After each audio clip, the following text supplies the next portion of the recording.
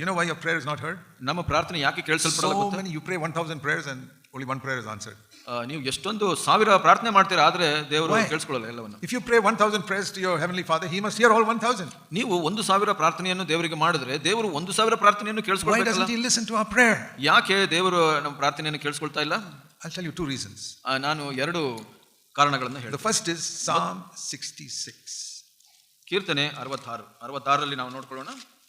Psalm 66. ಕೀರ್ತನೆ 66ನೇ ಅಧ್ಯಾಯ. Number one reason why God does not listen to your prayer. ಮೊದಲನೇ ಕಾರಣ ದೇವರು ನಿಮ್ಮ ಪ್ರಾರ್ಥನೆಯನ್ನು ಯಾಕೆ Verse ಕೇಳಿಸ್ಕೊಳ್ಳಲ್ಲ. 18.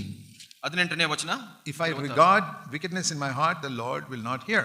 ನಾನು ಕೆಟ್ಟತನದ ಮೇಲೆ ಮನಸ್ಸಿಟ್ಟಿದ್ದಾರೆ, ಸ್ವಾಮಿಯು ನನ್ನ ವಿಜ್ಞಾಪನೆಯನ್ನು You don't ಕೇಳುತ್ತಿಲ್ಲ. have to do anything wrong. ನೀವು ಏನು ತಪ್ಪು ಮಾಡಬೇಕಾಗಿಲ್ಲ. In your heart, ನಿಮ್ಮ you ಮನಸ್ಸಿನಲ್ಲಿ think of something wicked ನಿಮ್ಮ ಹೃದಯದಲ್ಲಿ ಕೆಟ್ಟದರ ಬಗ್ಗೆ ಮನಸ್ಸಿಟ್ಟಿರ್ತೀರಿ, and then you pray. ನಂತರ ಪ್ರಾರ್ಥನೆ God ಮಾಡ್ತೀರಿ. will not hear you. ಅದನ್ನ ದೇವರು ಕೇಳಿಸ್ಕೊಳ್ಳೋದಿಲ್ಲ. So what should you do? ಏನ್ ಮಾಡ್ಬೇಕು? First confess that. ಅದನ್ನ ಹರಕೆ ಮಾಡಿ ಮೊದಲು. Remember 1 John 1:9? 1 Yohana 1:9. If we confess our sins, He'll cleanse us. ನಾವು ನಮ್ಮ ಪಾಪವನ್ನು ಹರಕೆ ಮಾಡಿದ್ರೆ ಆತನು ಶುದ್ಧೀಕರಿಸ್ತಾನೆ. If you regarded some bad thing towards somebody else, ಯಾರ ಮೇಲಾದ್ರೂ ಒಂದು ಕೆಟ್ಟದನ್ನ ಆಲೋಚಿಸಿದ್ರೆ ask God to forgive you. ಕರ್ತನಲ್ಲಿ ಕೇಳಿ, Lord, I'm sorry I had that attitude. ತಂದೆಯೇ ನಾನು ತಪ್ಪು ಮಾಡಿದ್ದೀನಿ, ನನ್ನ Please ಕ್ಷಮಿಸು, forgive me. ನನ್ನನ್ನು ಕ್ಷಮಿಸು ಸ್ವಾಮಿ. Otherwise the Lord will not hear. ಇಲ್ಲ ಅಂದ್ರೆ ಕರ್ತನು ನಿಮ್ಮ ಪ್ರಾರ್ಥನೆಯನ್ನು ಕೇಳಲ್ಲ. And here's the second reason. ಎರಡನೇ ಕಾರಣ ಇಲ್ಲಿದೆ. Isaiah 58. Jeshaiah 58 58 and verse 9. 9ನೇ ವಚನ. Isaiah 58 verse 9. ಯೆಶಾಯ 58 9ನೇ ವಚನ. Then you will call and the Lord will answer. ಆಗ ನೀವು ಕೂಗಿದರೆ ಯೆಹೋವನು ಉತ್ತರ ಕೊಡುವನು. You will cry ಮೊರೆಯಿಟ್ಟು and He will say, here I am. ಇಗೋ ಇದ್ದೇನೆ ಅನ್ನುವನು. But there is a condition. ಆದ್ರೆ ಇಲ್ಲಿ ಒಂದು ನಿಬಂಧನೆ ಇದೆ. You must stop pointing the finger at other people. ನೀವು ನಿನ್ನ ಮಧ್ಯದೊಳಗಿಂದ ನೊಗವನ್ನು ಬೆರಳ ಸನ್ನೆಯನ್ನು ತೆಗಿಬೇಕು. You see that? ಏನು ನೋಡಿದ್ರ ಇಲ್ಲಿ? Adam pointed his finger at Eve. ಆದಾಮನು ಅವಳ ಮೇಲೆ ಕೈ ತೋರಿಸಿದ. We have all done it. ನಾವು ಎಲ್ಲರೂ ಈ ಕಾರ್ಯವನ್ನು ಮಾಡಿದ್ದೇವೆ. We do it so much in our home. ಬಹಳಷ್ಟು ಈ ಕಾರ್ಯಗಳನ್ನು ಮನೆಯಲ್ಲಿ ಮಾಡ್ತೇವೆ ನಾವು. Whole of our life we have been pointing finger at other people.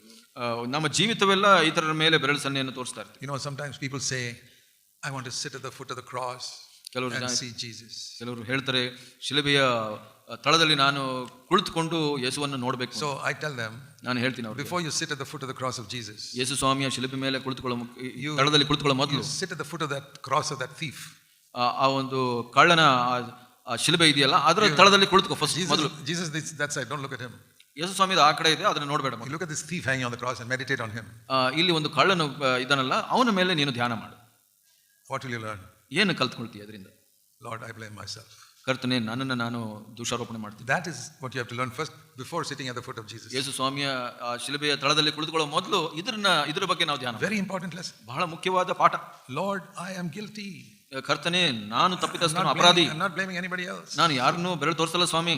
It says when you stop pointing the finger at others, the Lord says, I will hear your cry. ನೀವು ಬೆರಳನ್ನು ತೋರಿಸೋದು ನಿಲ್ಲಿಸಿದ್ರೆ, ನೀನು ಕೂಗಿದ್ರೆ ನಾನು ಕೇಳಿಸ್ತೀನಿ. As soon as you pray, the Lord says, He'll say, here I am. ನೀವು ಪ್ರಾರ್ಥನೆ ಮಾಡಿದ ತಕ್ಷಣ ನಾನು ಇಲ್ಲಿದ್ದೇನೆ ಅಂತ ಹೇಳ್ತಾರೆ. Stop pointing the finger at your husband. ನಿನ್ನ ಗಂಡನ ಮೇಲೆ ಬೆರಳು ತೋರಿಸೋದು Stop ನಿಲ್ಲಿಸು. pointing the finger at your wife. ನಿನ್ನ ಹೆಂಡತಿಯ ಮೇಲೆ ಬೆರಳು ತೋರಿಸೋದು Or anybody else in the church. ಸಭೆಯಲ್ಲಿ ಯಾರ ಮೇಲಾದ್ರೂ, Or at the elders.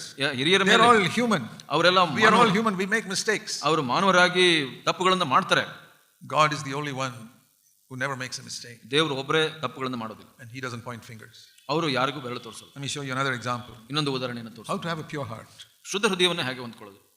John chapter 8. ಯೋಹನ 8ನೇ ಅಧ್ಯಾಯ. Here we read, Jesus was sitting teaching in the temple in verse 2. 2ನೇ ಅಧ್ಯಾಯದಲ್ಲಿ ದೇವಾಲಯದಲ್ಲಿ ಜನರಿಗೆ ಬೋಧಿಸ್ತಾ ಇರ್ತಾರೆ. Just by the way, I want to tell you something. ನಾನು ಇಲ್ಲಿ ಇನ್ನೊಂದು ವಿಷಯ ಹೇಳಲಿಕ್ಕೆ ಇಷ್ಟಪಡ್ತೇನೆ. Read John 8 verse 2. 8:2 ನಾವು ಈಗ ಓದ್ತೀವಿ. Early in the morning, he came to the temple. All the people came and he sat down and began to teach them. ಬೆಳಿಗ್ಗೆ ಆತನು ತಿರುಗಿ ದೇವಾಲಯಕ್ಕೆ ಬಂದಾಗ ಜನರೆಲ್ಲರೂ ಆತನ ಬಳಿಗೆ ಕುಂತರು, ಉಪದೇಶ ಮಾಡುತ್ತಿದ್ದನು ಅಂತ ಹೇಳಿ. It says here Jesus sat down. He wasn't standing.